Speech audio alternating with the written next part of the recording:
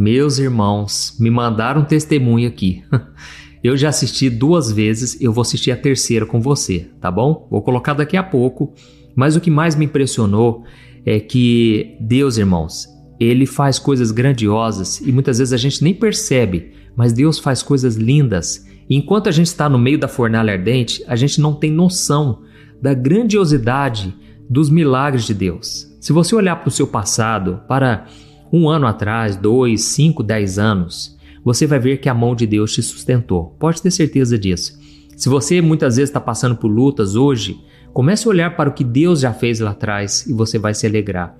Porque a gente não percebe, mas Deus, irmãos, Ele dá cada livramento para nós. E esse pastor aqui, ele contou um testemunho que eu fiquei em choque, porque há muitos anos atrás, eu estava passando por uma batalha espiritual e o inimigo, irmãos, ele queria me tirar da presença de Deus de todo jeito, até mesmo porque ele já previa o que Deus iria fazer. Hoje eu estou falando aqui para milhares de pessoas, mas nem sempre foi assim.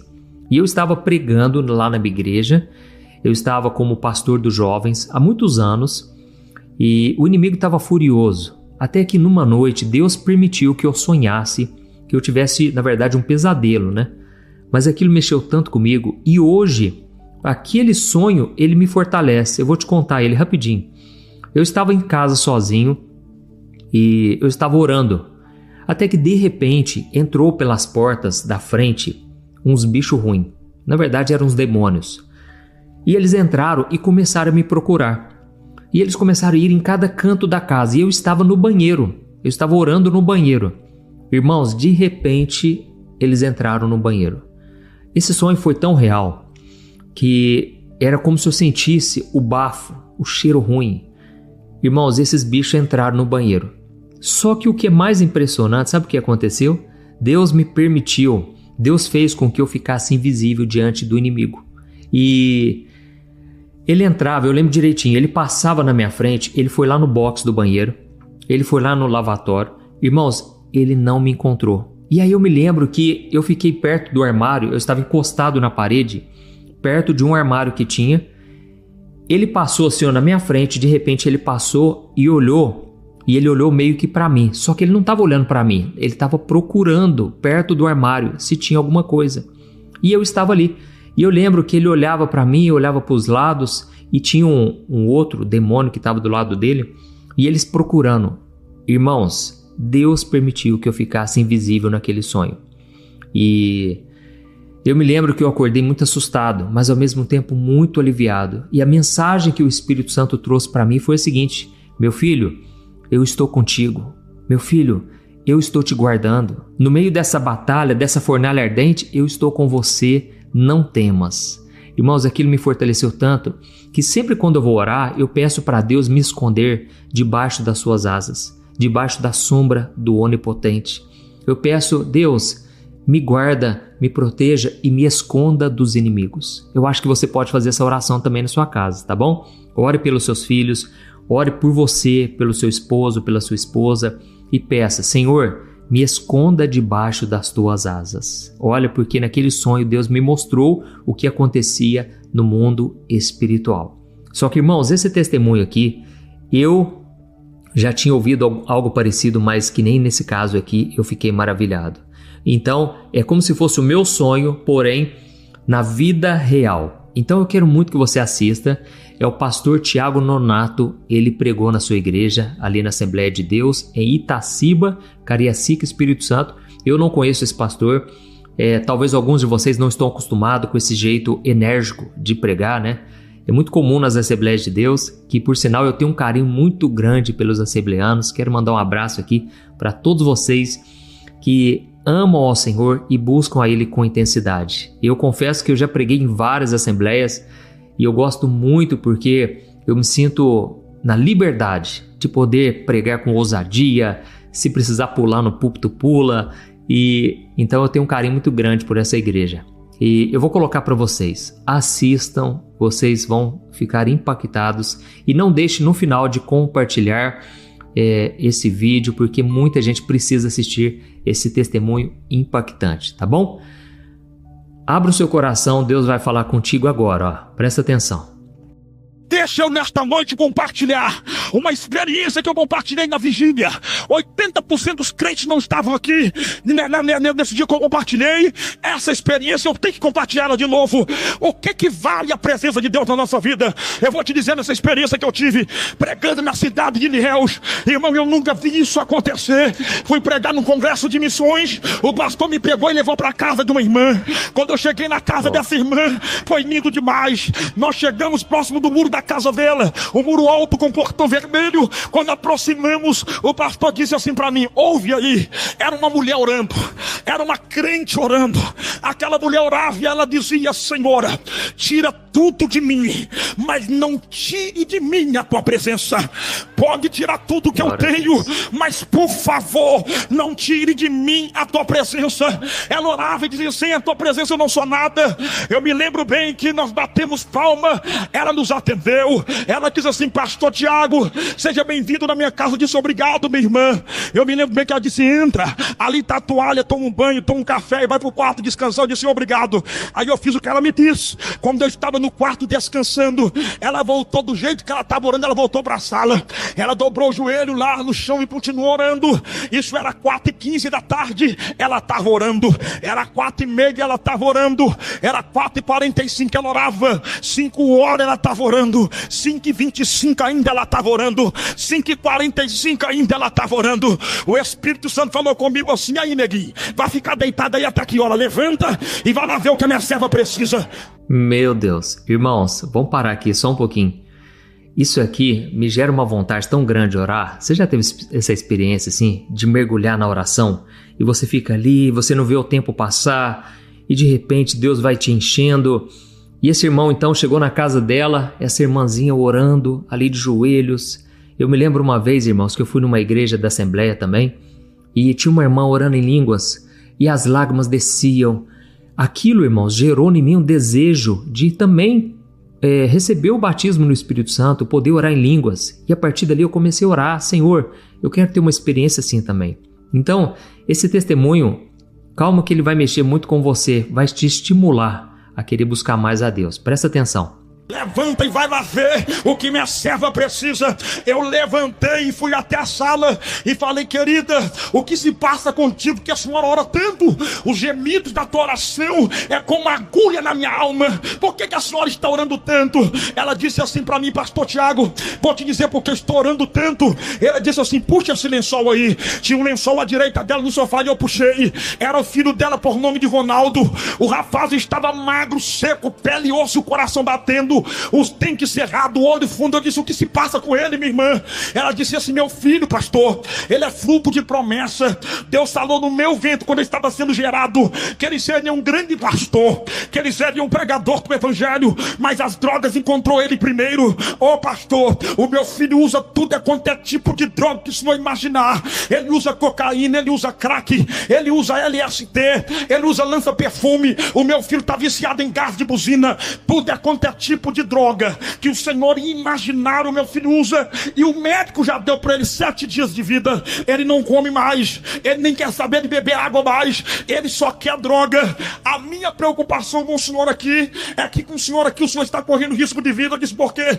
Porque meu filho deve 5 mil de droga e disseram que vão matar ele na minha frente. Eu já mandei ele para casa da minha irmã 2 vezes e ele conseguiu escapar, mas já estão sabendo que ele está aqui em casa e eles agora vieram matar o meu filho. Ele disse: vão vir matar meu filho esta semana. Eu disse: irmã, vamos orar. Deus pode fazer um milagre. Deus pode mudar a história daquele homem. Quando eu olhei para aquela irmã de pele escura, joelhos todos marcados de oração, cabelo branco, aquele coquinho, eu disse: meu Deus, tem muita experiência, mas eu consigo ver irradiar na face dela a sua presença. Mulher de presença de Deus na vida. Eu disse: irmã, vamos orar e Deus pode fazer um milagre. Aí quando eu chamei o rapaz, ele disse: não quero que ore por mim, porque eu sei que para mim não tem mais jeito, acabou, para mim não tem mais jeito. Naquele momento eu disse: ele não quer oração, minha irmã. Eu fiquei constrangido porque o esposo dela não estava em casa. Eu disse: eu vou lá pro quarto orar, eu vou orar e Deus pode fazer o milagre. O Deus que está na sala e está no quarto, a mão dele não está encolhida, ele pode ir fazer a obra na vida desse rapaz. Aí eu fui lá orar no quarto, estou orando. Quando eu estava orando, depois de 30 minutos, o Espírito Santo falou no meu ouvido: levanta e ora de pé. Eu levantei e comecei a orar de pé. Aí o Espírito Santo falou comigo: direcione a sua cabeça cabeça para o lado da janela, eu olhei para a janela, atrás havia um corredor na casa dela. Quando eu olhei à direita na janela, eu vi 3 vultos passando correndo. Aí o Espírito Santo falou comigo: corre para a sala, porque vieram matar o Ronaldo. Corre para a sala que vão assassinar o Ronaldo. Eu corri na sala, mas quando eu cheguei na sala, ela estava de joelho e o rapaz estava com a arma nas costas dela, perguntando assim: aonde é que ele está? Eu cheguei e disse: rapazes, não mata o rapaz, não mata o Ronaldo, dá uma chance para ele. Deixa Deus converter essa raiva que vocês têm e fazer vocês um pregador pro evangelho. Eu me lembro bem que o dono da boca que estava lá disse assim: o negócio é o seguinte, eu comando o bairro, eu sei tudo que passa aqui dentro, eu sei teu nome, eu sei a hora que você chegou, e o negócio é o seguinte, pastor, eu não mexo com crente, eu não mexo com pastor, mas esse camarada tá demais, ele me deve 5 mil, tu tem 5 mil para poder me pagar? Tu tem esse dinheiro para me dizer? Agora aqui eu não tenho. Aí ele virou para mim e disse: então o negócio é o seguinte, não intrometa, porque hoje nós vamos acertar a conta aqui. Eu levantei a mão e comecei a clamar a Deus por misericórdia, e ela estava de joelho ainda, ela continuava lá, e eu me lembro bem que ele fez pela última vez, disse assim: aonde é que está o rapaz, aonde que está o Ronaldo? Eu só sei que ela virou a cabeça para trás e disse assim: quer saber aonde está meu Ronaldo? O meu Ronaldo está no esconderijo do Altíssimo. O meu Ronaldo está no esconderijo do Altíssimo. Irmão, eu lembro bem que os rapazes que estavam com ele virou para ele e disse assim: é mesmo, tia? Ele está no esconderijo do Altíssimo? Nós vamos bagunçar o barraco. Se nós achar, vai tomar bala. Se nós achar, vai morrer. Aí saíram os 12 e foram dentro do quarto onde eu estava dormindo. Eles pegaram a cama, levantou para cima, abriram o guarda-roupa. Eles foram do quarto da filha dela, vasculhou tudo, subiu no terraço, desceu, foi do banheiro, rodeou a casa 2 vezes. Cadê o Ronaldo? Não estava lá. Aí voltaram os 2 com a boca aberta, cansados, dizendo: é melhor nós ir embora, rapaz. Ele não está aqui não, é melhor nós sair vazado, que os homens podem vir aí. Aí eu lembro que o rapaz que estava armado virou e disse assim: o negócio é o seguinte, já que esse cracudo, já que esse miserável não tem um dinheiro para me pagar, então diga para ele que a única chance que ele tem de escapar da morte é ele virando crente igualzinho a senhora, porque a senhora é crente de verdade, viu? A senhora é crente, porque eu vejo a senhora passar 2 horas da tarde lá na frente da minha boca de droga para poder ir para a igreja orar 2 horas da tarde todo dia. Eu vejo a senhora orar sair 5 horas da manhã e passar aqui e ir para a oração matutina na minha igreja. A senhora é crente. Se ele ficar crente igual a senhora, ninguém mexe com ele, mas se sair da igreja é morte. Se sair da igreja vai tomar tiro, mas se ele ficar crente igual a senhora, ninguém vai tocar nele. Já vou dar a ordem, ninguém mexe com ele. Aí, irmão, o rapaz pegou a arma, enfiou na cintura e pulou o muro e saiu. Nesse dia eu não aguentei. Entenda-se como você quiser, mas nesse dia eu plantei bananeira mesmo naquela sala, literalmente. Rodei pé, sapateei, falei línguas estranhas, porque eu já presenciei muitas coisas na minha vida. Eu presenciei muitas experiências na minha vida. Eu vi minha mãe sendo curada de câncer no estado terminal. Eu vi meu pai levantar da cadeira de roda depois de ter quebrado a coluna no meio. Eu vi meu irmão ser ressuscitado depois de 3 horas morto. Olha aqui para mim, tendo a verdade, mas essa experiência que eu não tinha tido ainda. Por quê, pastor? Porque eu estava aqui, eles estavam na frente dela, o sofá aqui, e o Ronaldo deitado à direita deles no lençol, e eles não conseguiam ver o Ronaldo, eles não conseguiam enxergar. Labão, tu quer me levar? Alai, sai na lacra de me candaraia. Aleluia! Oh glória!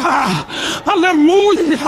Eu peguei o Ronaldo, puxei ele e falei: rapaz, se você não aceitar Jesus, quem vai te dar um tiro sou eu.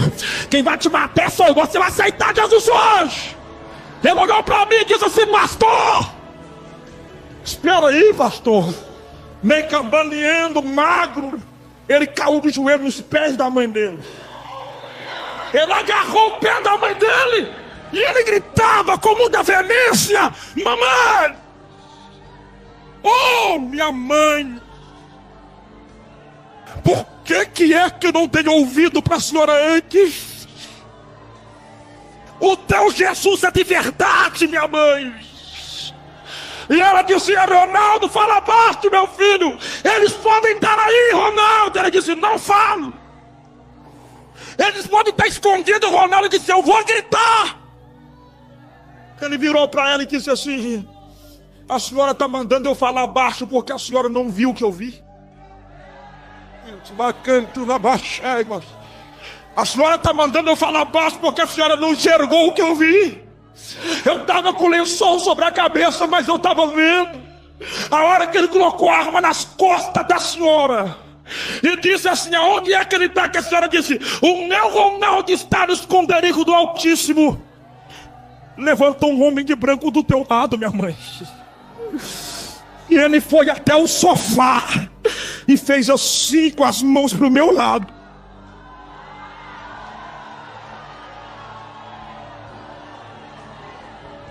Churi me canta na bracheira e me onarabagané. Aramassuri cantorébia na bacafai na lamai. Não despreze a presença dele. Jesus está fazendo milagre na casa de alguém aqui hoje. Jesus está entrando na casa de alguém aqui hoje. Jesus está mudando a história de alguém.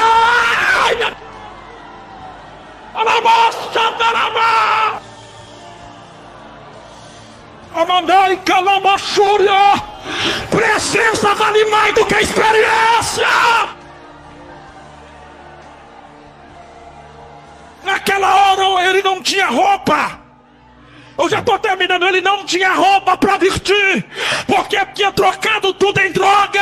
Eu peguei uma calça do meu terno, uma camisa do meu terno, coloquei dele e disse: vamos para a igreja, Ronaldo. E falei com ele: irmã, hoje eu vou pregar 20 minutos e 30 é do seu testemunho. Naquele dia, pastor Lani, Deus batizou 42 com o Espírito Santo. 27 almas, sendo que no meio das 27, 10 almas não quis que ninguém tocasse neles. Eles vêm andando de joelhos até o altar, porque conheciam a história do Ronaldo. Aceitou Jesus. Depois do congresso, o pastor me colocou no avião, eu vim embora para casa. Eu voltei para minha casa, isso foi em janeiro de 2015, se eu não me engano. E eu voltei para minha casa agora em janeiro de 2017. Essa merda irmã me liga e disse: pastor Tiago, tu tem vaga na agenda? Eu disse: eu acho que eu tenho. Eu sou um pregador anônimo, mas Deus está cuidando de mim. Ela disse: não é para o senhor vir pregar aqui não, pastor. Eu quero saber se o senhor vai estar aí em BH, no estado de Minas. Eu disse: por quê, minha irmã? É para o senhor levar o Ronaldo aí. Eu disse: como assim? Tá sabendo não, pastor? Depois daquele dia que o Ronaldo aceitou Jesus, ele passou pelo discipulado, passou pelo pré-batismo, e no dia do batismo, do tem que batismais, Jesus batizou ele com o Espírito Santo.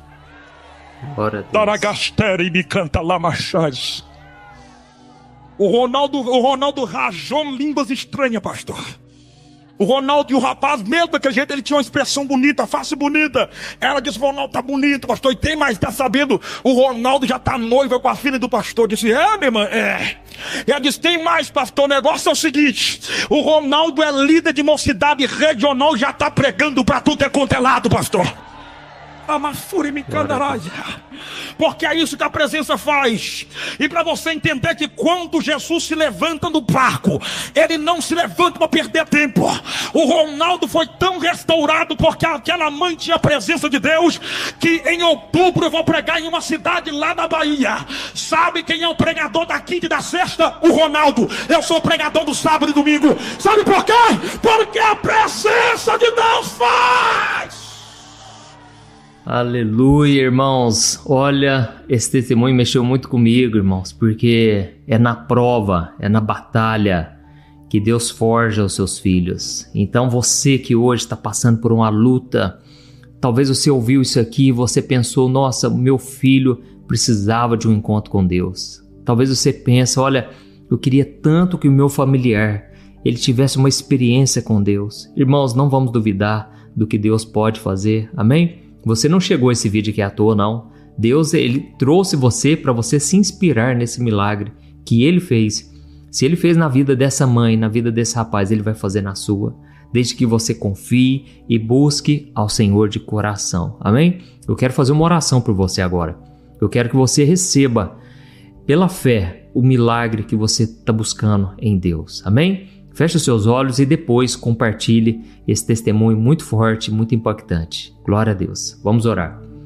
Senhor, meu Deus e meu Pai, eu quero te louvar, Senhor, porque hoje o Senhor tocou profundamente os nossos corações. Obrigado, meu Deus, pelo que o Senhor fez na vida do Ronaldo.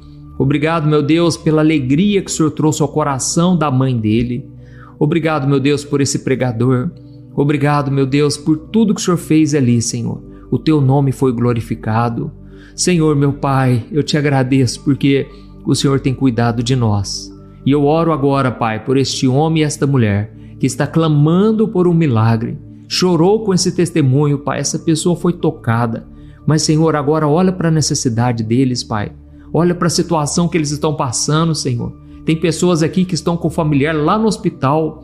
Vai lá de encontro, Senhor. Faz o milagre, Jesus. Entra onde o homem não entra. Opera uma cirurgia. Faz a obra, Jesus. Tu és o médico dos médicos. Ó Senhor, meu Deus e meu Pai, eu creio que o Senhor está entrando com providência. Pessoas estão largando vícios, vício das drogas, do cigarro, da pornografia, da prostituição. Pessoas estão sendo libertas agora em Teu nome, Jesus. Senhor, meu Pai, esconda-nos nas Tuas asas, esconda-nos na sombra do Altíssimo. Ó, meu Pai, que o inimigo não venha nos encontrar, que o inimigo não venha encontrar a nossa casa, o nosso lar, os nossos filhos. Blinda, Senhor, o Teu povo representado aqui, meu Pai. Proteja-nos, Senhor, contra todo ataque do mal. É o que nós oramos em nome de Jesus e nós já Te agradecemos, Senhor, porque Tu és o Deus que nunca dorme, nunca cochila. O Senhor é o nosso guarda, o nosso protetor. Pai, eu estendo as minhas mãos e eu Te peço, abençoa o Teu povo, Senhor. Abençoa essa mãe que chora hoje e que o Senhor venha colher cada uma das lágrimas deste jovem, dessa pessoa que está aqui orando e clamando. Pai, em nome de Jesus, nós oramos e já Te agradecemos por tudo.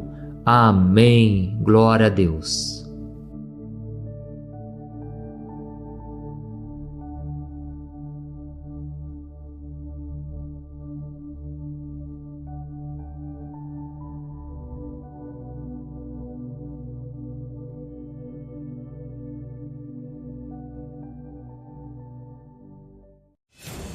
Nunca na história da humanidade, o mundo passou por tantas crises ao mesmo tempo, a ponto de nos fazer temer pelo futuro. São problemas climáticos, epidemias, guerras, diplomacia entre países abalada, rumores de conflitos com proporções mundiais que podem ter início a qualquer momento. Enfim, nós não temos nem mesmo a certeza de que poderemos sair de casa e viver nossas vidas normalmente. E como se não bastassem os problemas reais, ainda existem as teorias da conspiração sobre o fim dos tempos, que vivem surgindo e amedrontando as pessoas. Por isso, muitos cristãos têm se perguntado se não seria prudente e até seguro começar a estocar alimentos em casa. E é exatamente sobre esse assunto que nós vamos falar no vídeo de hoje. Afinal de contas, será que a Bíblia nos aconselha a estocar alimentos em casa em momentos de crise, assim como José no Egito, ou seria falta de fé por não estarmos confiando que Deus cuidará de nós? Fique comigo até o final, porque hoje você vai saber exatamente o que você deve fazer de um jeito bíblico e que agrade a Deus. Amém? Mas antes de começar, eu só peço que você se inscreva no meu canal. É só você clicar nesse botãozinho embaixo do vídeo, inscrever-se e depois ative o sininho da notificação, porque eu quero te ajudar na caminhada com Deus todos os dias, ok? Então vamos começar. Nos últimos tempos, muito tem sido falado sobre essa questão dos alimentos no mundo. A população mundial atingiu a casa de 8 bilhões de pessoas, as mudanças climáticas estão cada vez mais drásticas e o homem do campo brasileiro, que é o maior produtor de comida do planeta, está passando por uma série de problemas com o governo atual. E todas essas situações, que como você pôde ver, não são poucas e nem são simples, estão levando muita gente a acreditar que em pouco tempo vai faltar comida e que o melhor a se fazer é começar a guardar o quanto antes. Assim, informações têm sido compartilhadas no WhatsApp, vídeos estão sendo produzidos aqui no YouTube falando a respeito disso. E todos esses conteúdos que ensinam sobre como sobreviver neste mundo são muito importantes, mas ao mesmo tempo eles podem trazer muita angústia e medo nas pessoas. E principalmente naqueles que já sabem sobre o final dos tempos descrito na Bíblia. Esses dias mesmo uma irmã me procurou desesperada porque ela recebeu um vídeo de um obreiro da igreja dizendo para as pessoas começarem a guardar pelo menos o básico, como arroz, feijão e o óleo em suas casas, porque até o final do ano as prateleiras dos supermercados estariam totalmente vazias. O problema é que ela não tinha dinheiro nem para pagar as contas do mês, quanto mais para deixar alimentos guardados para os próximos meses. E a resposta que eu dei para aquela moça é a mesma que eu trago para você aqui hoje. Confie em Deus e viva um dia de cada vez. Creia que a sua vida está nas mãos dele e que nada vai te faltar. Amém? O Senhor já deixou tudo avisado em sua palavra sobre o que aconteceria no futuro para não sermos enganados e nem vivermos desesperados. Inclusive, a Bíblia diz que neste momento que nós estamos vivendo agora, chamado por Jesus de início das dores, haveria muito engano, muitos falsos profetas dizendo coisas contrárias à palavra de Deus e que nós deveríamos ter cuidado para não sermos enganados por eles. Veja só o que Jesus respondeu aos discípulos quando eles perguntaram sobre como seriam os últimos dias. Quando ouvirem falar de guerras e rebeliões, não entrem em pânico. Sim, é necessário que essas coisas aconteçam primeiro, mas ainda não será o fim. E se você ler toda a passagem de Lucas capítulo 21, você verá que Jesus explica como serão os últimos acontecimentos e a grande tribulação que virá sobre o mundo antes da sua volta, mas em momento algum ele disse que devemos estocar alimentos no armário, mas sim guardar a palavra dele no coração, porque ela é o alimento mais importante. E se algum dia, por exemplo, acontecer uma terceira guerra mundial, é extremamente importante que você cuide de sua saúde mental, não somente para saber o que fazer, para agir com sabedoria e suportar as provações, mas também para ajudar outras pessoas e encorajá-las a colocar a sua fé em Jesus. Por isso, mais importante do que ter o alimento físico é confiar no Senhor de todo o coração. Em Hebreus capítulo 13, versículo 5, está escrito que nós devemos nos contentar com o que temos, porque Deus mesmo disse: "Nunca o deixarei, nunca o abandonarei". Então, meu irmão, creia que ainda que o mundo esteja em crise, você está em Cristo.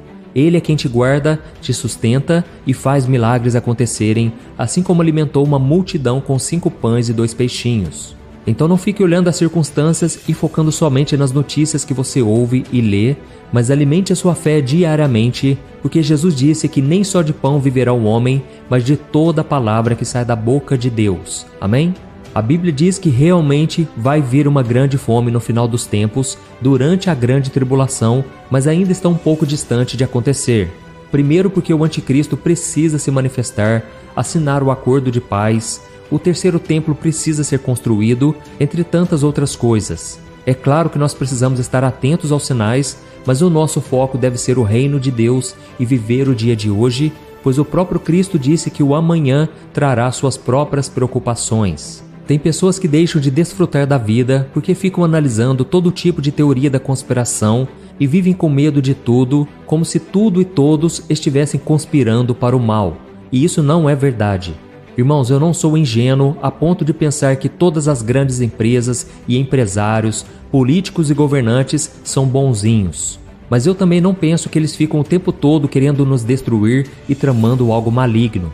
A verdade é que a maioria dos ricos e poderosos deste mundo estão apenas querendo ter mais poder e mais dinheiro.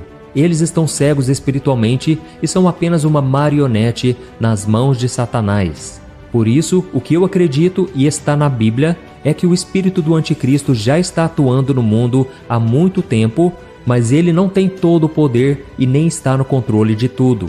Na verdade, ele só age com a permissão de Deus e no final nós sabemos que Cristo irá governar para sempre, destruindo de uma vez por todas todo o mal. E você pode estar se perguntando agora: mas pastor, se não é para focarmos em estocar comida, por que Deus deu uma instrução para José guardar alimentos no Egito por 7 anos? Neste caso, foi uma direção específica de Deus para José. A Bíblia conta que um dia Faraó teve um sonho, ele viu 7 vacas gordas sendo devoradas por 7 vacas magras e 7 espigas cheias sendo engolidas por 7 espigas vazias e queimadas. Faraó ficou muito confuso e mandou chamar José para interpretar o sonho. José explicou que o sonho era um aviso de Deus. Haveriam 7 anos de muita abundância no Egito, seguidos por 7 anos de fome severa. Ele então aconselhou Faraó a armazenar comida durante os anos de abundância para sobreviver aos anos de fome. E depois da interpretação do sonho, Faraó ficou impressionado com a sabedoria de José e o nomeou governador do Egito. José organizou o armazenamento de grandes quantidades de grãos durante os 7 anos de abundância, E quando chegaram 7 anos de fome, o Egito estava preparado e conseguiu não só sobreviver, mas também ajudar outros povos que buscavam alimentos. Assim, a previsão de José se concretizou e ele se tornou uma pessoa muito respeitada no Egito. Mas eu quero que você saiba que essa foi uma instrução de Deus para José, porque Deus tinha um plano maior para salvar muitas pessoas, incluindo a família de José. E hoje em dia, se você quer começar a estocar alimentos ou já está estocando, você pode fazer tranquilamente, porque isso não quer dizer que você tem falta de fé, desde que você confie, acima de tudo, em Deus e não nas coisas que você tem acumulado. Certa vez, Jesus contou uma parábola sobre um homem rico que decidiu acumular alimentos para o futuro, mas esse homem desagradou muito a Deus. A sua propriedade havia produzido muitos alimentos, tantos que os celeiros lotaram e ainda ficou comida para fora. E em vez de repartir o que sobrou com os necessitados e viver bem com tudo aquilo que ele tinha, o homem resolveu que iria derrubar os celeiros antigos e construir celeiros novos, maiores, para poder guardar tudo que tinha produzido. E no fundo, o homem rico começou a pensar que poderia descansar tranquilamente e desfrutar do melhor dessa terra, porque ele havia guardado muitos bens que durariam muitos anos. Mas ele foi insensato porque não pensou nos outros e não priorizou o reino de Deus. Então o Senhor lhe disse: "Louco, esta noite te pedirão a tua alma, e o que tens preparado, para quem será?" E naquela mesma noite ele morreu. Então Jesus terminou a parábola com a seguinte conclusão: assim é aquele que para si ajunta tesouros e não é rico para com Deus. Ou seja, quando você decide estocar alimentos na sua casa, pensando que pode controlar o futuro e que você é o único responsável para que tudo fique bem, você está sendo insensato como este homem rico da parábola de Jesus, porque no fundo você não depende de Deus, mas confia naquilo que está ajuntando e confia em sua própria capacidade. Então você pode se perguntar: mas pastor, o que eu devo fazer então neste momento difícil? E se as coisas piorarem muito no mundo? Meu irmão, comece desde já a buscar mais a Deus. Se reúna com outros irmãos de oração, leia mais a Bíblia e não deixe que nada te abale. Se você buscar ao Senhor de todo o seu coração, se arrepender dos seus pecados e se entregar a Ele, vai acontecer o sobrenatural de Deus na sua vida. Como diz no Salmo 91, você habitará no abrigo do Altíssimo e encontrará descanso à sombra do Todo-Poderoso. Ele será o seu refúgio, seu lugar seguro, seu Deus em quem você pode confiar. Ele também te livrará das armadilhas da vida e te protegerá de doenças mortais. Ele te cobrirá com as suas penas e te abrigará sob as suas asas. A sua fidelidade é armadura e proteção. E você não terá medo dos terrores da noite, nem da flecha que voa durante o dia, nem da praga que se aproxima na escuridão, nem da calamidade que devasta ao meio-dia. Ainda que 1000 caiam ao seu lado e 10.000 morram ao seu redor, você não será atingido. Amém? Você crê nessa promessa do Salmo 91? Veja, por exemplo, a vida de Elias. Elias também passou por um período muito difícil depois de derrotar os profetas de Baal, vivendo por 3 anos e meio em uma seca terrível. Mas o que nós vemos na palavra de Deus é que o Senhor cuidou dele em todos os momentos. Primeiro, Deus ordenou que corvos levassem pão e carne para ele, de manhã e à tarde. Depois, o sustentou na casa de uma viúva, onde ofereceu comida e sustento não somente a ele, mas também à mulher e ao seu filho durante todo aquele período de dificuldade. E da mesma forma, meu irmão, creia que você também vai viver milagres nesse tempo de crise. Quando você receber algum vídeo de pessoas que se dizem profetas, dizendo que você tem que estocar alimentos porque o mundo vai acabar, comece a se perguntar: será que essa pessoa realmente recebeu uma revelação do Espírito Santo ou ela está agindo pela carne? Infelizmente, muitos querem apenas ganhar visualizações e não têm o temor de Deus, nem compromisso com a verdade. Jesus deixou claro no seu Sermão da Montanha que o nosso foco deve ser o reino de Deus e a nossa salvação, e assim todas as outras coisas nos serão dadas, como o alimento, roupa e o necessário para vivermos bem. Então não se preocupe com amanhã. Creia que o seu Pai Celestial conhece todas as suas necessidades antes mesmo de você pedir a Ele, e Ele vai prover todas elas, porque Ele é fiel. Amém? Eu sou o pastor Antônio Júnior. Se você gostou dessa mensagem, compartilhe com seus amigos, familiares e se inscreva no meu canal. Que Deus te abençoe poderosamente. Eu te espero no próximo vídeo.